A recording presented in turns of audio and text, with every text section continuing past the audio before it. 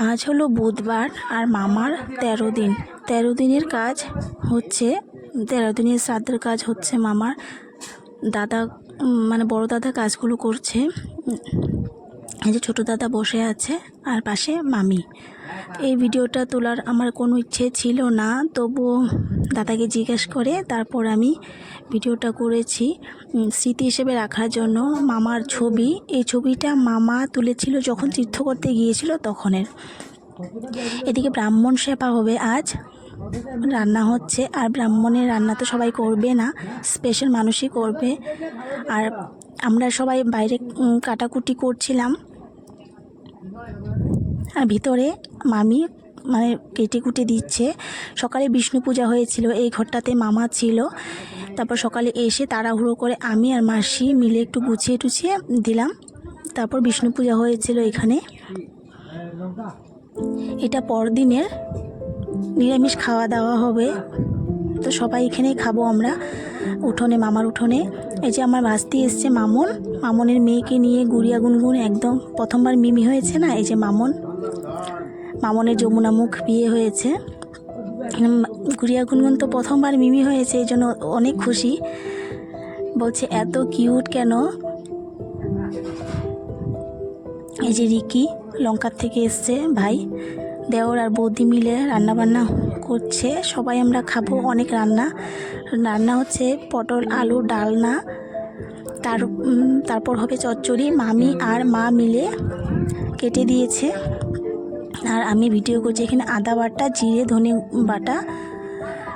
এই দেখো আমাদের লাড্ডু, খুশি, ইস্যু সবাই ভাই বোন সবাই মিলে মেয়েটাকে চটকাচ্ছে, মানে ভাস্তির মেয়েকে।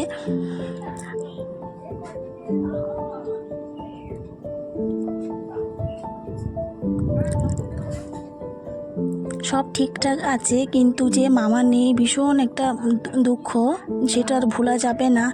আমার যদি পুনর্জন্ম হয়, আমি যেন এই মামাকে আবার মামা ফিরে পাই। মানে তুলনা হয় না, সত্যি কথা। সবার কাছে সবার মামা যেমন, আমার কাছেও মানে কি বলার ভাষা নেই কেমন।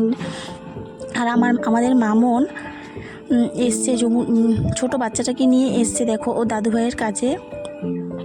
এবার বোঝাই যায় যে ও কেমন ভালোবাসতো দাদুভাইকে।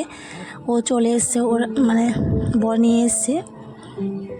প্যান্ডেলের কাজ হচ্ছে বাইরে, চা করে দিলাম, মামন ক্যামেরা করে দিচ্ছে, ভিডিও করে দিচ্ছে। এদিকে বৌদি রান্না করছে, জিরে ফোড়ন আর তেজপাতা ফোড়ন দিয়ে মশলাগুলো কষিয়ে একটু লাল লঙ্কার গুঁড়ো দিচ্ছে সামান্য একটু, কারণ অনেক দিন ধরে যে মামি আর দাদা বৌদি সবাই যে ফল খেয়েছে, যে ঝাল একদম খেতে পারছে না, একটু করে ঝাল দিয়ে রান্না হচ্ছে।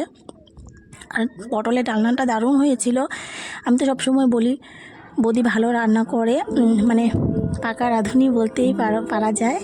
ভীষণ ভালো রান্না করে, কম মশলা দিয়েই। আমি অনেক দিন থেকে না কোনো ভিডিও করছি না, ভাল লাগে না ভিডিও করতে। এটা একটু টক দই দিচ্ছে, দেওর আর বৌদি মিলে একদম জমিয়ে রান্না করছে। আর আমি কিছু না, আমি শুধু ভিডিও করছি। আর জানি না আমি তো ভিডিওটা কেন যেন এমন হয়ে যাচ্ছে, অনেক দিন থেকে তো করছি না, সব ভুলে যাচ্ছি। আর ভিডিও করতে ভালো লাগে না, আর মন নেই। করবো আস্তে ধীরে, আবার ঠিক হয়ে যাবে। আর ভুলে যাচ্ছি কখন কি করতে লাগে, সব ভুলে যাচ্ছি আস্তে আস্তে। তো বৌদি বলছে রান্না করছি তো ভিডিও করো, সেই জন্য আর করলাম, না হলে তো করতামই না।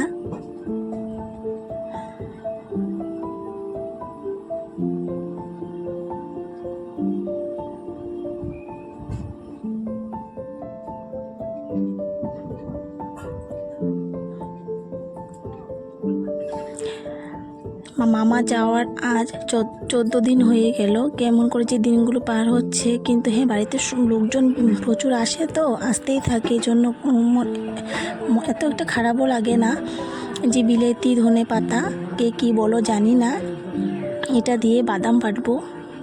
শুকনা খোলায় বাদামটা একটু টেলে দিয়েছে, সেটাই আমি বাটা করব। আর চচ্চড়ি আর আলু পটলের ডালনা।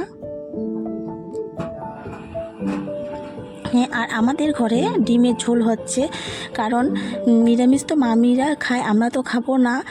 তাও নিরামিষটা খেতে ভালোবাসি বলে নিরামিষ দিয়ে খাবো। আর মামনের বর রিকি আর বাচ্চা কাচ্চা আছে না, ওরা তো ডিম খাবে, এই জন্য আমাদের বৌদি আর কি ডিমের ঝোল করছে ঘরে। এই বৌদি 5 ফোড়ন আর শুকনো ও কাঁচা লঙ্কা ফোড়ন দিয়ে নিরামিষ চচ্চড়ি করবে। চচ্চড়িটা ভীষণ ভালো হয়েছিল খেতে। এই যে পটলের তরকারিতে দিয়েছে গরম মশলা আর ঘি। তারপর ছোটো গ্যাসের থেকে নামিয়ে নিয়ে এসে এই গ্যাসটাতে গতকাল রান্না হয়েছিল, ওই যে ব্রাহ্মণ সেবা হয়েছিল, তার সাথে অনেক লোকজন ছিল, রান্নাবান্নাগুলো খুব ভালো হয়েছিল।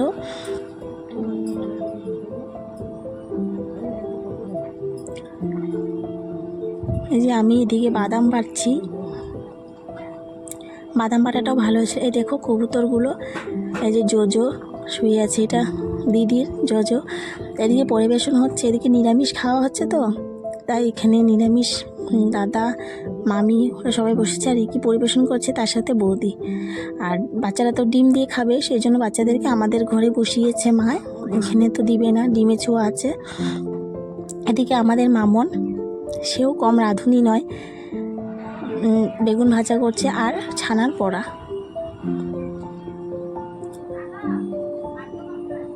পটলের ঝোলটা দেখো কেমন হয়েছে, ঝোল না এটা একটু মাখো মাখো হয়েছে।